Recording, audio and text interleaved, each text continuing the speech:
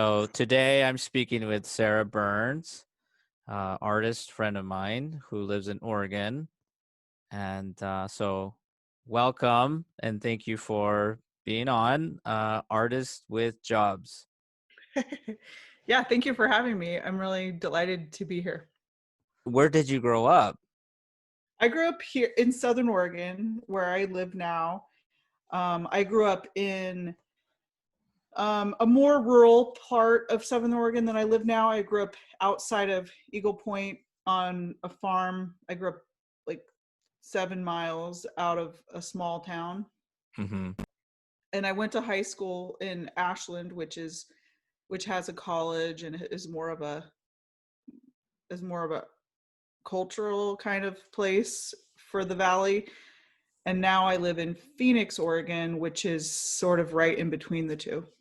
I think where people live is like super interesting to me because I wonder how people deal with, like, for example, like what are the pros and cons of not only living and making art where you are, but having grown up there as well, I'm sure has either a benefit or a detriment to, Hmm. you know, making art. Like, for example, like, I don't know that I could have sustained making art if I hadn't left, just because it's so rural.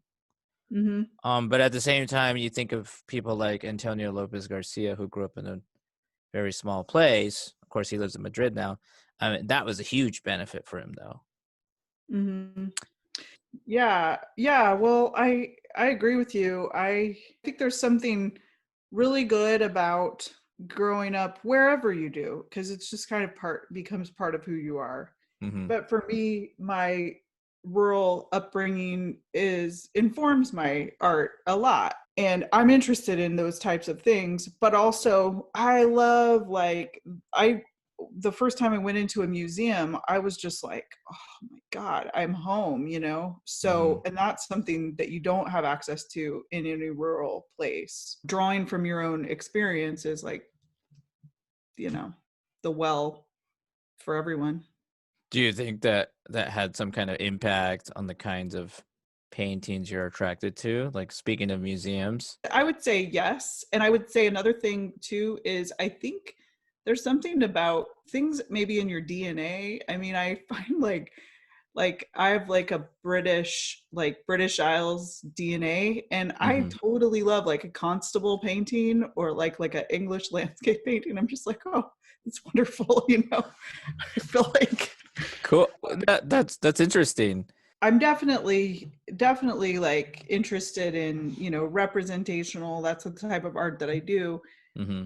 And I'm get very excited about that in the museum. But I can absolutely love, like the ancient Assyrian, like those wall reliefs, and with those fascinating, like it's so interesting to see like the stylized anatomy, or or or even like I find it more mysterious often, but I even enjoy like a lot of, you know, more like confusing, kind of challenging contemporary, even video weird stuff that I don't fully understand. But yeah, the cons are definitely like there are no museums to go nearby. And honestly, like the closest place to go to a museum is Portland.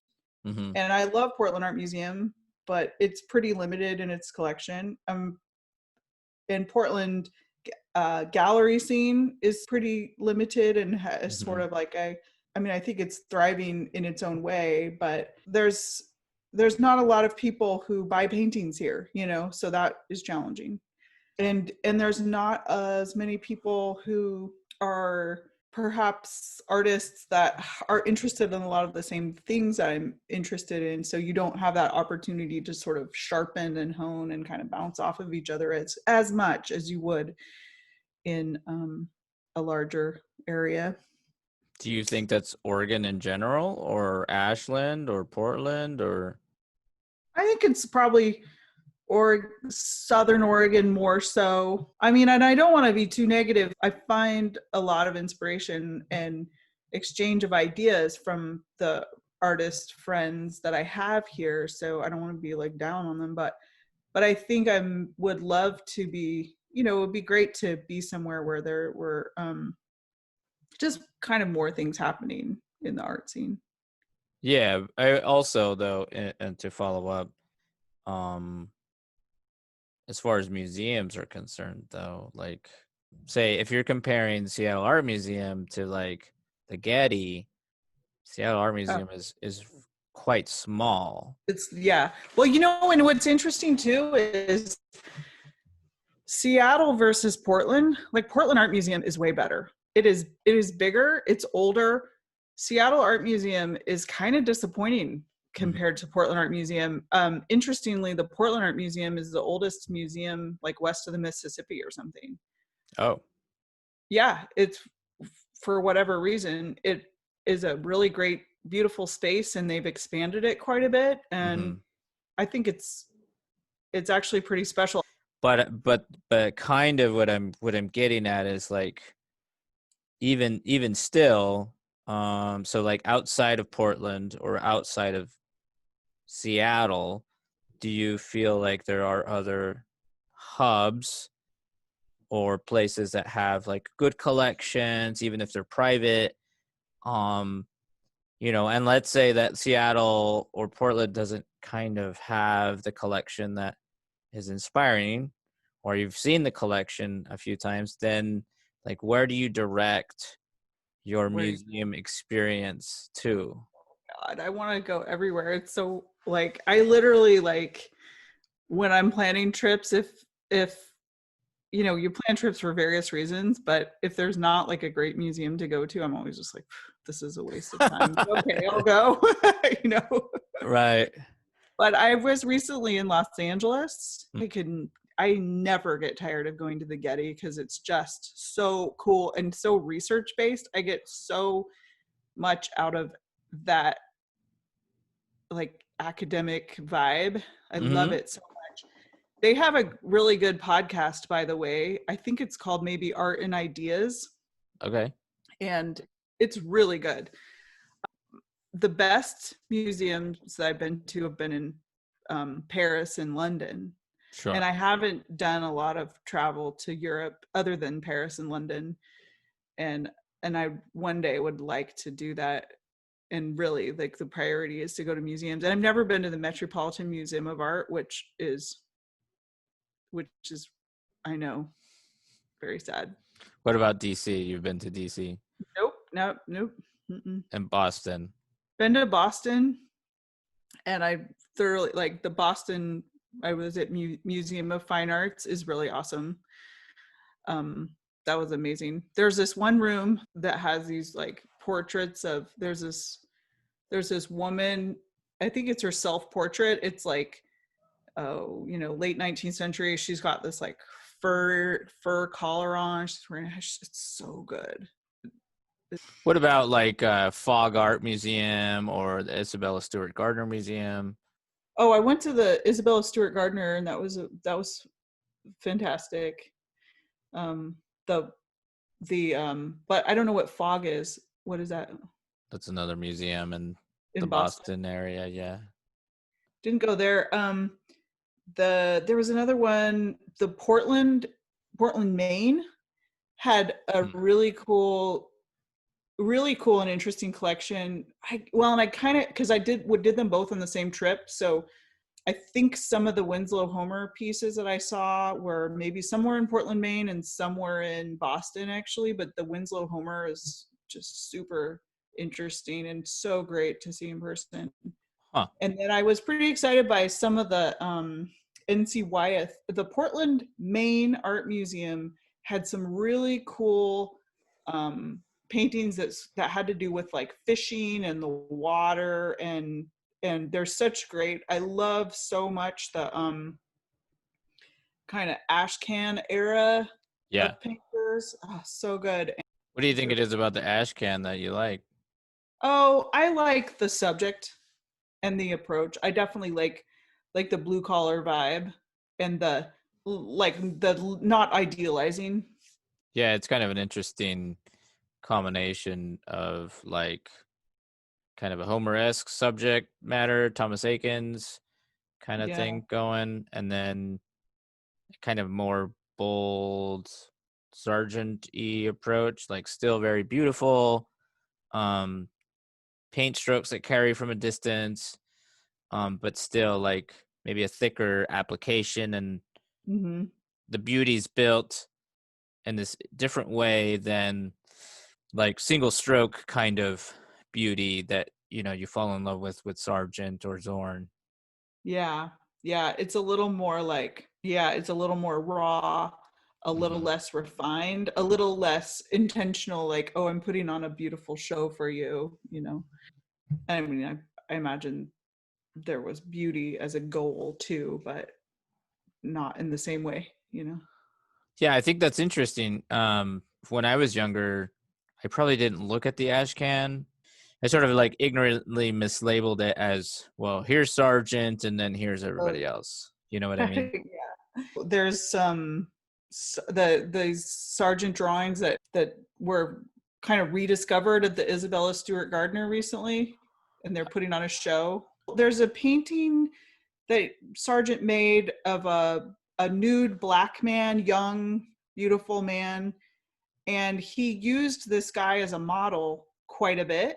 And there were some in a portfolio or something that wound up with Isabella Stewart Gardner, and for some reason like weren't looked at for a long time. And so Wasn't the speculation that those were his personal drawings because that model was possibly his lover? they a little bit of that, although they didn't, this article didn't directly speculate, but I've definitely heard that.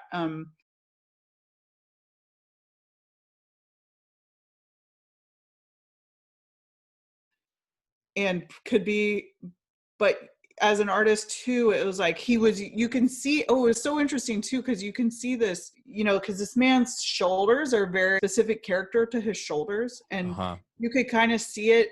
He used him as a model for all these different mural projects and stuff that he was doing, Right. but that they were like anglicized, but you could still recognize the man's physical, you know, stature and stuff. um so when you see the sketches, like there are beautiful, and there's like there, you know, there's some eroticism in there too, but I mean, as someone who does life drawing myself, um like they could have been lovers, but they could have also, it could, I was also like, you know, I have tons of drawings of naked people that feel pretty, not directly erotic, because as you know, most of the time like a life drawing situation is not, you know, Right. like it's like there's really clear boundaries that are established, and it's, you'd have to be doing a special class or the special thing, you know, if it to be, you know, to cross that. And but when you look at the drawing, there's like a sensuality to them. And so when I was looking at the Sargent drawings, I kind of thought like, I don't, as an artist who does life drawing, like I don't see it, I don't see anything in it that says, oh, definitely. But I think a lot of the people who don't do life drawing Mm. think like there's naked people, like what else is going to be, you know, happening. And I just, Yeah, let me ask you a question. So for you, who you do life drawing, you saw the Sargent drawings.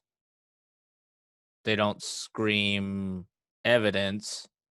no. Would you say you're able to look at, say, paintings or drawings of Helga by Andrew Wyeth, and do those scream evidence? Like, Yeah, that's such a good question, because oh god, it's been so long. Like I remember seeing those Helga drawings when I was like in high school, and then I heard like I remember hearing, oh, that was like his lover, you know. So mm-hmm, like I don't even know if I ever got to approach those drawings without knowing that information, you know.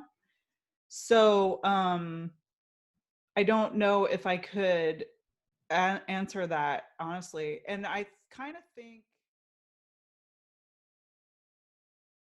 always knew I wanted to be an artist, right?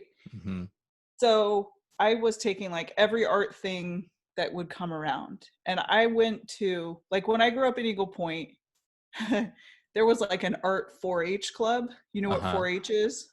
Yes. Yeah. Yeah, yeah. And I went to that and I was like, this is not art, you guys. Like, come on. Wait, Like, how old were you? oh, I mean, like 10 or something.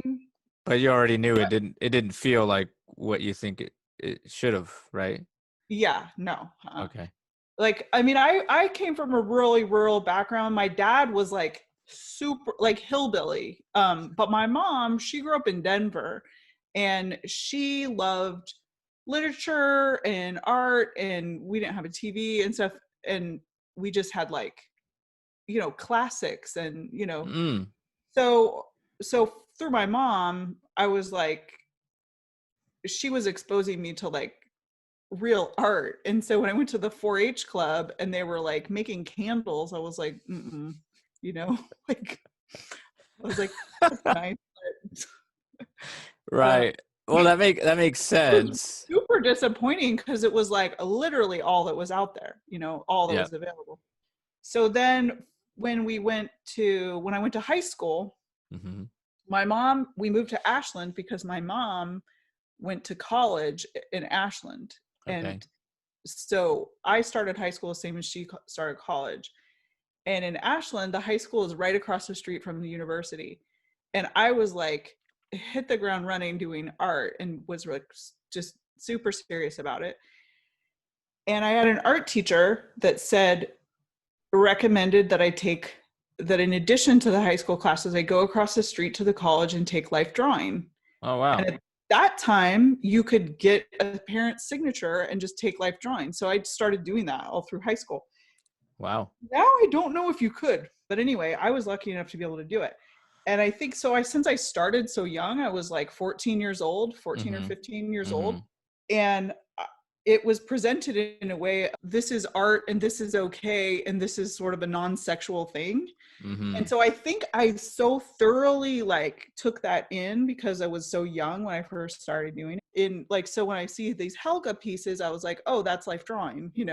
Hmm. Um, and so maybe like I missed some cues that were there. So what did you think when you first saw the Helga pieces? Yeah. I mean, I think that's a part of what I was gonna say was, if you hadn't been told, would you Right. know? I would say that I was certainly not informed about Helga being his lover, and I just assumed they were lovers. And when I saw Velasquez's Rockabye Venus, that had a similar charge, Yeah. and then when I look at some sergeants, they have some similar charge. Yeah. Um, It's definitely like that painting. It definitely like it's just so beautiful. But I also like and it seems like he was like single his whole life. Like he didn't have, mhm. relationships with women. So it was like, it seems like logical. But I also just think that like as an artist, like I find myself a lot like seeing like there's such a sensual quality in just observing somebody's body and making something beautiful that Absolutely. it like that like I think it can be interpreted. But it would be interesting, like we should do like a lineup. I could be like, okay, I know what I was thinking in this piece, this painting, this painting, and this painting. See if you can find the one where I was attracted to the model. you know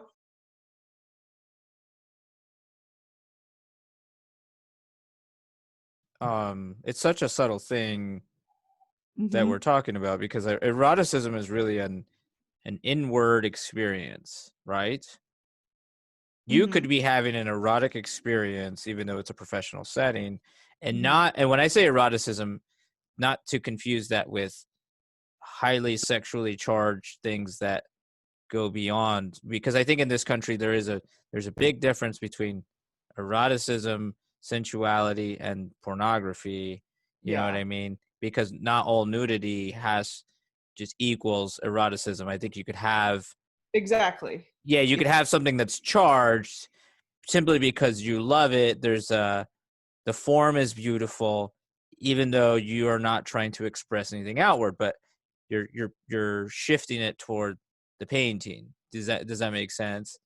Yeah, for sure. I was thought of something that sort of relates to this. So this kind of thing annoys me no end. So there was like for a while there was a thing where it was like Dr. Sketchy's burlesque. Burlesque is the word I was trying to think of. And I'm like, oh, we're gonna draw it. Okay, super popular. All of a sudden, everybody's interested in life drawing. You know what I mean? Like and I think so, and that is there is this sort of erotic intention to that, and somehow like so you could do a drawing where the model has this sort of erotic intention, but the artist could be saying like, could be picking up on some other aspect of this experience, I But agree. I think that that example is like a really unsophisticated way that's kind of like hitting you over the head that says, yeah, cabaret burlesque equals erotic, and you yeah, have fishnet stockings and whatever. yeah. But I think if you were a really great painter and you were really intelligent, like say Degas, you could get past all that stuff and paint a bored person. Yes, totally, totally, totally. Yeah. And with humanity, the trick too is to be able to get past that Hmm. and show something that's beautiful and human as well. Like you're saying, like a bored person. Yeah, Because it can be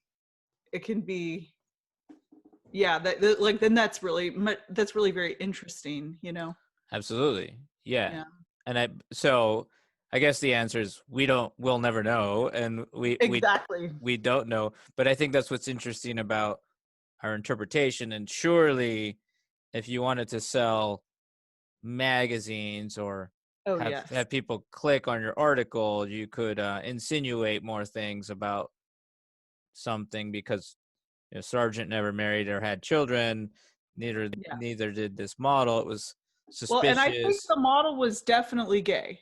Like that Right. was established, but with Sargent it's left unsaid. I mean, as Sure. far as I know, I don't think there's any letters or anything that indicates anything No, as there's far as it's I know. I think it's all assumptions just because Yeah. it was probably abnormal for somebody to be that wealthy and um you know Yeah. yeah. So yeah, for sure, like, we don't know. Not that it matters. Yeah.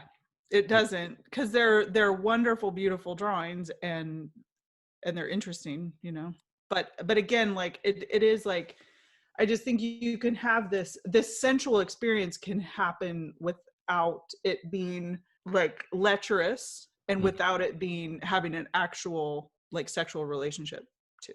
Oh, absolutely. I think that some of Vermeer's paintings are maybe like the hand Oh or the yeah. finger and the light is very erotic, and like I don't think he has any nude figures at all. Like even That's the true. beauty of the milkmaid, right? Yeah. Or the slight open mouth of the girl with the pearl earring. I Hmm. mean, like that's pretty Yeah, and the sophisticated. like the eyes and the sort of longing and that just sort yeah, yeah, totally, yeah. And so to me, I think that's what's super interesting, like especially like if you read, for example, Walt Whitman, now we know what the implications are, but so they have this dual function. You can still Mhm. appreciate it for its beauty, its straightforwardness, and then also if you want to access the second meaning, it's there for you. Yeah, and that's the thing about I think what makes our good art is if there's layers Hmm. in there, multiple ways of interpreting and multiple meanings. Yeah, absolutely. So do you think that there was anything, so you started making art at a pretty young age and you had some experience early on. Was there anything that like it was either art and this, or was it always like, nope, just art and then Mhm. whatever else can kind of go around that? um, I was really little when I wanted to be an artist. There's this. Did you ever see Richard Scarry books when you were a little kid? Do you know who that children's book author is? I don't He think had so. these books called Busy Town, and they would have all these animals on them, and they were like in careers. There was Okay. this double page where it was like all these animals had all these careers. And I remember laying on the floor, like the book open, looking at them, and there was an artist and there was a nurse. And I remember really trying to decide which one. Oh, you wanted to be a nurse. Yeah. Wait, how old do you think you were? I don't know, really young. I mean, because I know by like 5 years old, I would wanted to be an artist, maybe even a little younger. So Oh, wow. yeah. I just looked Oh, them up. Those are great illustrations. they're so good. Yeah.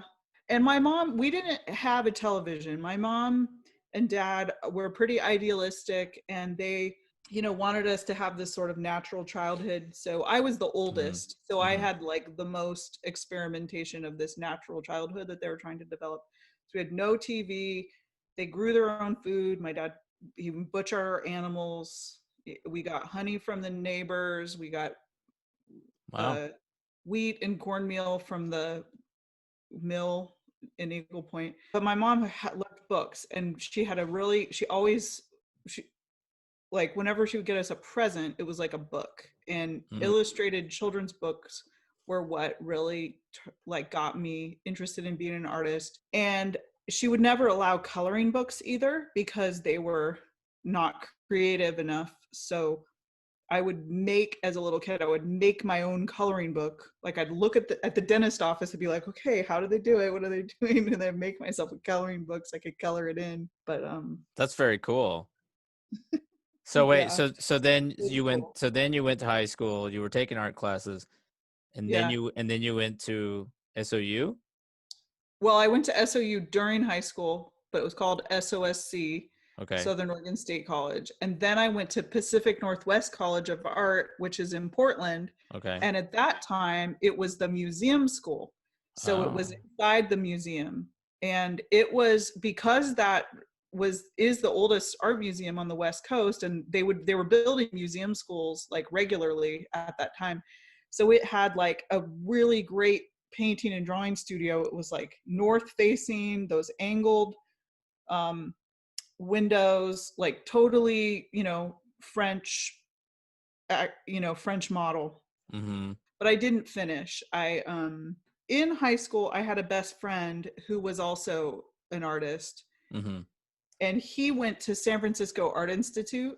And Okay. he was like, I remember him telling me like, oh, he's like, your school is so conservative, because he's like, like his projects were like, yeah, we were throwing stuff off the building and then Oh, that's making what he meant by sculpture conservative. Yeah, out of it. okay. And so and at that time too, like I was kind of like, my friend group in high school was this sort of vegan activist kids who were Mm.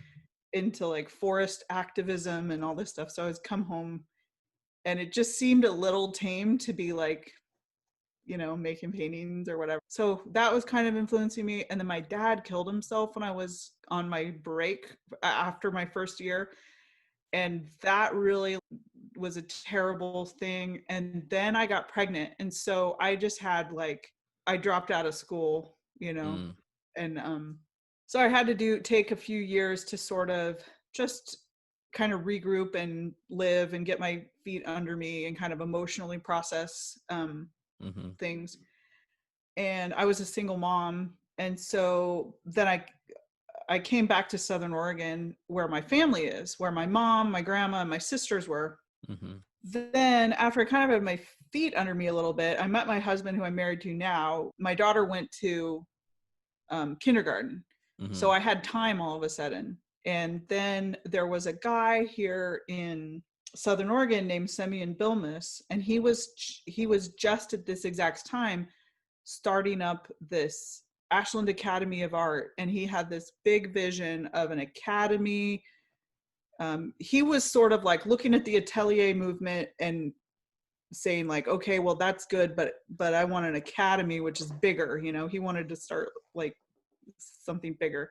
Turns out it was really kind of an atelier more, but his ambitions were large. So I was really attracted to what he was doing. So I went to his program and studied with him for 4 years.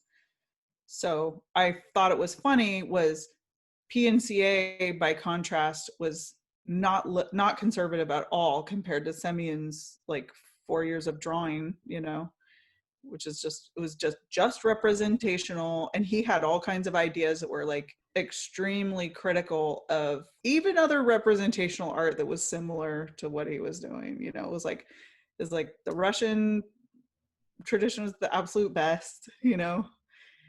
He was Russian.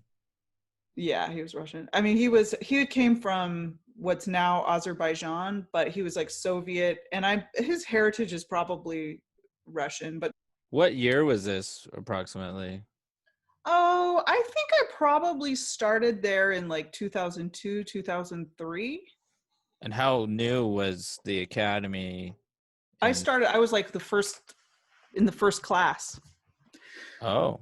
So I was there at the get-go. And when he originally started, he had one idea for this curriculum, and then as things went through, his ideas changed. Mm-hmm. And so I never really saw, he had a lot of plans of, get through to you're developing your own work at a certain point, but I just went for 4 years and not a lot changed. I mean, a lot changed, but some of these programs that he had promised didn't come into fruition, which I understand. And so after a while, we were both just like tired of looking at each other, so I just left. So, do you think that was during the time when you would say you made like big leaps in your skill level and technique? And if you did, what do you think was one or two things where you had like an aha moment of realization? Yeah, I would say absolutely. One thing I remember early on was I always struggled with proportion, Mm-hmm. which surprise, surprise, like everybody does. And like, and I could never, like, I would start a drawing and then I could never start a drawing and keep like, say the model on the page would always like fall off the page. And I was like, how Mm-hmm. do you do that? And he just like, I remember like literally like the first or second day, he was like, yeah, well, you mark the top and bottom, and then you can guesstimate how wide, and if it doesn't fit within there, then just adjust one of the sides, Mm-hmm. out or in. And I was like, oh god, yeah. So, and that simple act of like, if you get the layout wrong, you Mm-hmm. have to change it. That Right. was actually a pretty big epiphany. Struggling a lot with values and tones. And I remember him saying when we were doing tonal work, because he didn't even allow us to do tones for a long time. He was very interested in construction Mm-hmm. and some perspective and stuff. And I remember when we did a drawing that had tones, he was like, oh, we got to work with you on values. And I was like, oh, I have no idea. And then what actually really helped me with values was working with Ben Fensky, who came from Florence Academy. Mm-hmm.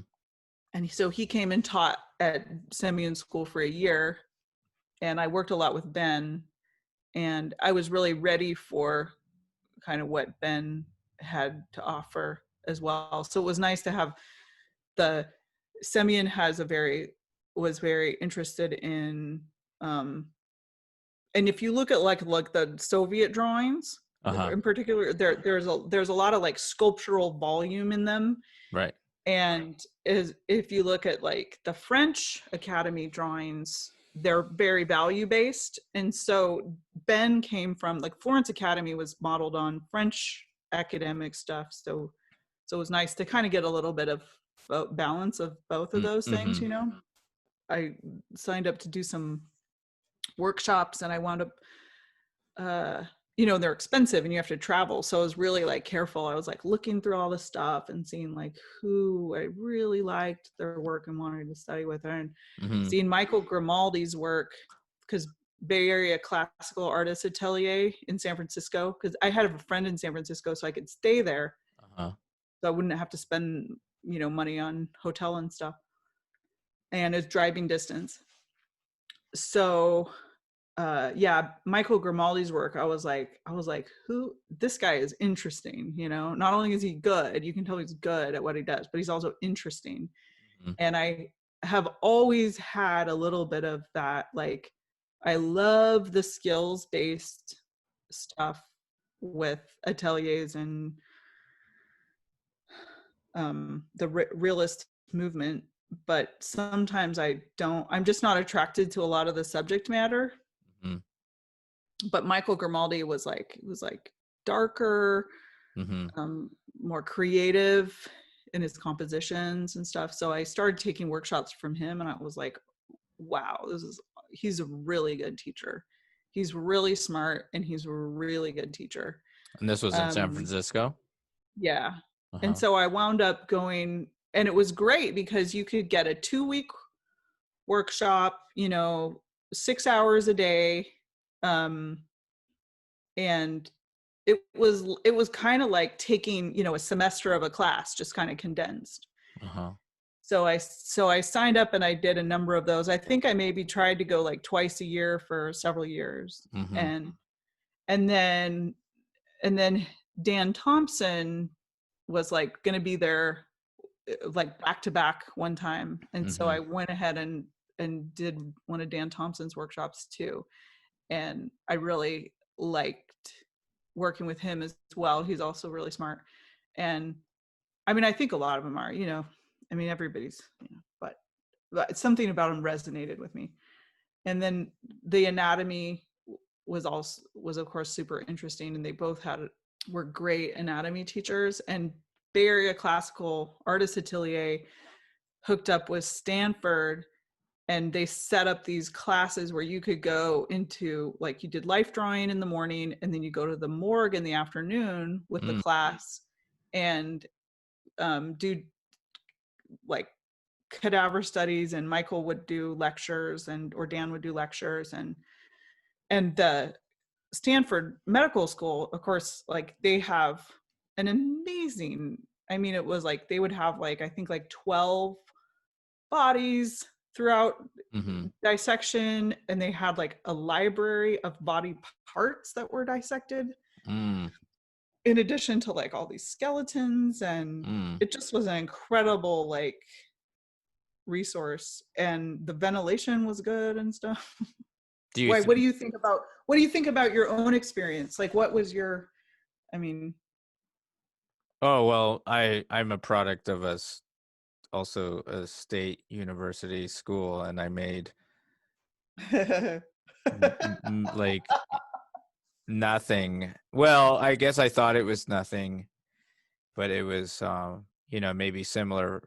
Maybe you had a similar thing, but I never took any classes in high school that were remotely figurative. It was like, here's a magazine, and mm, you could copy with acrylic, yeah. So I was like fighting how much I hated acrylic Oh yeah. because it dried darker than what I wanted, because I wanted to paint realistically, Hmm. and I knew in my heart, I was like, these guys didn't use acrylic. Yeah, yeah, My yeah, teacher's holding something, and I know, and I don't know what it is, but yeah, yeah, yeah, I know we didn't use acrylic because I can't yeah, suck this bad. But yeah, and then university was pretty liberal. yeah. Um, And that was in Boise. yeah, Boise State, and Mm. I didn't. I just worked. They gave me free time, and I got to work on whatever I wanted. But it was like the Like, instruction. here, pay us for that. Yeah, the instruction was minimal. It was mostly like encouragement, and critical thinking, and tons of discourse. Yeah. So I can't say that it was a bad education because I got a scholarship based Mm. off of how much information I'd retained, not so much on, but you can draw really well. It was like, you can draw okay. We can fix that, but we're very impressed that you're you know that you can write well, you understand art history, and that was certainly the opposite going to the academy, whereas Mhm. everybody could draw really well, but they didn't know very much about art history or contemporary art or anything like that. Oh, really? There is a stereotype that you're like Yeah. the dumb artist, and so So yeah. this was New York Academy of Art? Yeah, and that's actually interesting that you mentioned Michael, because I think he teaches there now. Yeah, I And think so too. and I think Dan came from that school, but I think now he's the head of Studio and Caminati, Yeah, that's what I understand as well. which I think is great. It's fantastic because I think Dan is very intelligent. I met Nelson once or twice, and I think he was a good painter. I didn't like his paintings, but I think he was a good painter. And I think when Yeah, when you I when you see. paint President Clinton, you're kind of already Nelson painted the Pope, Princess Diana, President Clinton, and whoever else. Like you can kind of rest on your laurels. Like people don't have to talk to you directly. Like you know what I Mhm. mean. I was just curious if in terms of improvements. It's like it's hard, maybe the first 4 years is like hard, but then the last bit, but it's more complicated, Yeah. and you have to have this, chunk underneath you to be able to get to that point. So I kind of think that it's almost less important what you do early on. Okay. You have to just get through it. You Hmm. have to do it, because a lot of those things seem to go to a lot of the places, and then as you get further and further along, you have to be more strategic about what you let in, you know Okay. and it was definitely harder to learn, to think about, and I'm still learning this, obviously, like to think about anatomy. One of the beautiful things like that Michael did, like I appreciate what Michael taught me more, even though it is sad to say that, and I don't want to hurt Semyon's feelings. Like I think it would, like if he would not care to watch this, but if he did care to watch, it would hurt his feelings. I'm gonna He send would him an be invite. checked out hours ago. but but I do appreciate him immensely, and what he offered was not available elsewhere, and Sure. so that was precious. But Michael is like, his thinking is so, um it was like, okay, you learn your anatomy, and you think about what the action of the pose is, what the action of the muscle does, so you understand what muscles are doing, so that you can use the live model and sort of choose the action of the muscle. Like, so it's like you almost have like this really deep, almost kinesiology sense of the body, that's way more three-dimensional. And I mean, Semyon advocated for that, and Semyon prepared me for that, because but certainly what Michael offered was more challenging and more sophisticated, but Hmm. I probably wouldn't have been ready for it without Semyon's priming. That's a great answer. Like I think everybody knows like how to get started. Some people don't, but let's say they learn, and then you say, then what? Like, Yeah, how do I know the difference between growth and spinning my wheels or feeling frustrated? Do you know what I mean? that's a good question. I mean, you just have to, yeah, and you just like, if for everyone's it's different too, right? Because Yeah. where you want to go is different, and but we all can just sort of like recognize, just kind of recognize the spark Hmm. of something. I mean, although sometimes I have to say that, like, even though occasionally it's okay to do something if there's the spark isn't as much there, because you still learn things from it, I think. For sure. um and there can be, it's just like getting to know people. Like some people like you're instantly click with, and some people like you come to appreciate, or some people you instantly don't like, and you have an opportunity to come to appreciate them later. And both experiences are pretty valuable, and sometimes it's almost worse, like if you click with someone right away and then something bad happens, then it's almost like you can't get back to that first place too. So I don't know. Yeah, for sure. I also think that like experientially, Like, for example, if I think about how much I felt I was absorbing in undergrad, felt very minimal. Although it was useful in terms of art history and discourse, but I felt frustrated because I didn't feel like I was growing in terms of drawing and painting. And Hmm. then when I went to the academy, it was the reverse. That's cool. Yeah, then I could feel like you know the difference, like when you're literally learning because you see the improvement rather Hmm. than just guesswork and figuring things out on your own, which eventually you'll do, but you do it well once you have all this other stuff figured out. You don't have to keep guessing at those things. You know what I mean? Yeah, it's like it's invaluable to have like a coach, you know, to help you to show you the way that you want to go. Yeah.